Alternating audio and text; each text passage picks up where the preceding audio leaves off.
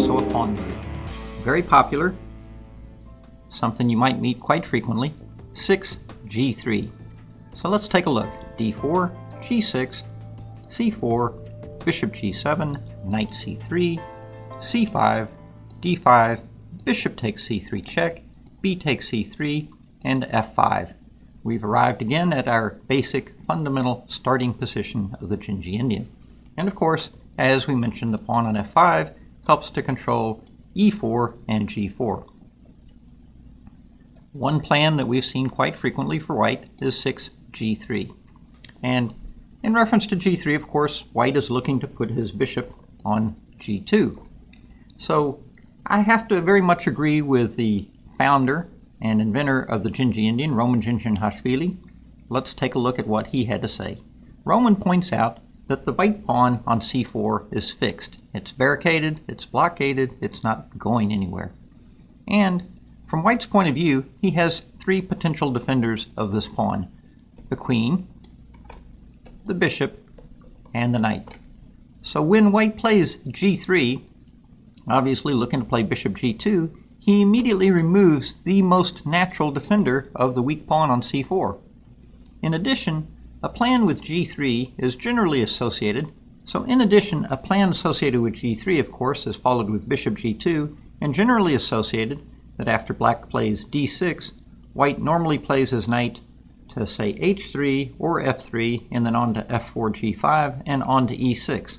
The purpose of this is that at some point, if black feels obligated to capture, the white bishop on G2 suddenly has a very nice long open diagonal after, of course, D5 recaptures on E6. However, this whole plan with the bishop on the diagonal and the knight going to E6 takes away two of the three potential defenders of the weak pawn on C4. For black's part, how should we play? Well, Queen A5. Since there's no immediate threat on the king side, Queen A5, immediately putting pressure on the white pawn on C3, is a very good start. We continue with our normal development: D6, Knight F6, Knight at B to D7, Knight B6, Bishop D7, and then at some point we are able to drop back with our queen and immediately put pressure on the pawn on C4. Normally we develop castle queenside to secure our king, and then we have the possibility of playing E6, putting pressure on the white D5, C4 pawns. Now it's also important to note that quite often white on his part will castle queenside. It's also important to note quite often that white will castle kingside. When he does, H5 is a very powerful plan. The idea there is that after white has made a few moves, normal typical moves, is that when we play H5, we threaten to play H4 and start to come after the white king by opening the H file. And then white quite often has the unpleasant choice. In order to stop our advancing H pawn, he can advance his own pawn 2 squares. White has an unpleasant choice. In order to stop our advancing H pawn and potential opening of the H file, he can advance his own H pawn 2 squares. However, that puts yet another pawn on the color of his own dark squared bishop. So, as we've discussed, the counterplay against the pawn on C4 offers black tremendous possibilities, and therefore it comes as no surprise that in the chess-based 2010 mega database of 4.5 million games, white achieved very poor results with 6 G3. In fact, white only scored 27%. Therefore, after familiarizing yourselves with the games that we will look at, the ideas, the strategy, and keeping in mind play against the C4 pawn, keeping in mind the H5 attacking idea on the king side, with black, you will get very, very good counterplay and, we believe, excellent winning chances. The next game we will look at with 6 G3 shows that even young lady players can be extremely dangerous with the Dzindzi Indian, and shows how easy it is to play. This game comes from the girls' under-20 qualifier tournament in Germany. It's between Sandra Schultz playing white and Yvonne Loesch playing black. Let's take a look. D4, G6, C4, Bishop G7, Knight C3, C5, D5, Bishop takes C3 check, B takes C3, F5. Again, we have arrived at our starting position for the Dzindzi Indian. G3, And now again, queen a5. I think this is absolutely appropriate, as we saw in the last game, immediately putting the question to white as to what he wants to do, or in this case, what she wants to do about defending her c3 pawn. In this game, white plays queen to d3, and I personally consider this to be a bit of a dubious location for the queen, because after d6 and knight d7 to e5, the queen is in the natural path of the black knight. So black did in fact play d6, and after bishop g2, knight to f6, bishop d2, and now knight b d7, and we can already see the knight threatens to come to e5, and then it will be attacking the queen on d3 and the pawn on c4. White, realizing that potential, eliminates the knight e5 maneuver, but again, as we've mentioned, this f4 advance does weaken g4, e4, and e3 squares. And in addition, let's keep in mind that it also blocks in, the white bishop on d2. Black continues with knight to b6, already threatening queen a4, surrounding the pawn on c4. White plays e3, but now we can see yet another pawn is on the color of the poor bishop. So that's 1, 2, 3, 4, 5 pawns that white has now placed on the color of her dark squared bishop. Bishop d7, black continues the normal program of development. Knight h3, queen a4, putting pressure on the c4 pawn. We can already see black is attacking at once and twice. Bishop f1, this undevelopment move is really the only choice white has for defending the pawn.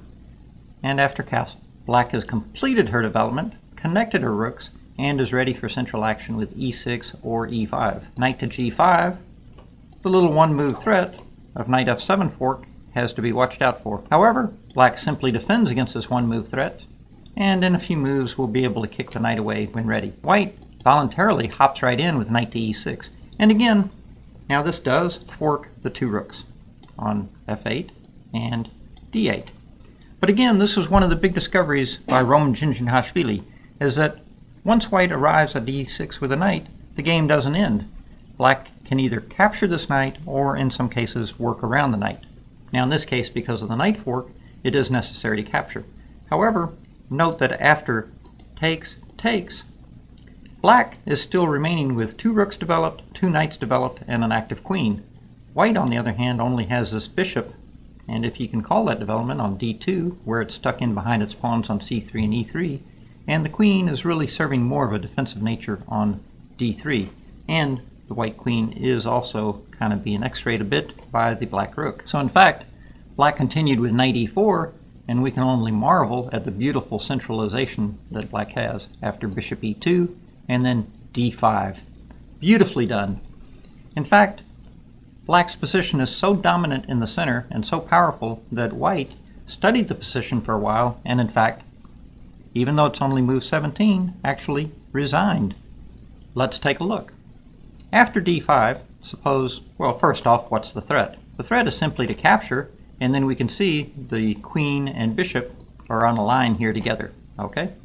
So, let's say white plays rook d1, trying to give support. After queen takes a2, queen to b1, you could trade queens, takes, knight takes, bishop takes, pawn takes.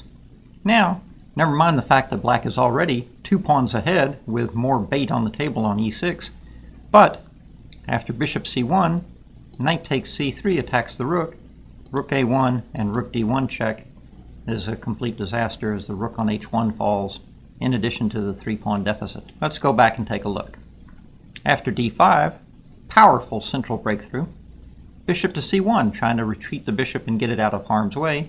Again, similar action, d takes c4, queen b1, knight takes c3, queen b2, rook d1 check, bishop takes, queen takes, king f2, queen takes h1, white recovers the knight on c3, small comfort, but after queen h2 check, we can see white is already 3 pawns down, the g3 pawn is falling, the king is exposed, the white pieces are still in the box, again, a complete disaster. So going back, after this powerful d5 break, we can see why, after contemplating the position for a while, white felt compelled to resign. So let's do a quick recap summary. As mentioned, g3 already takes away one of the natural defenders from c4.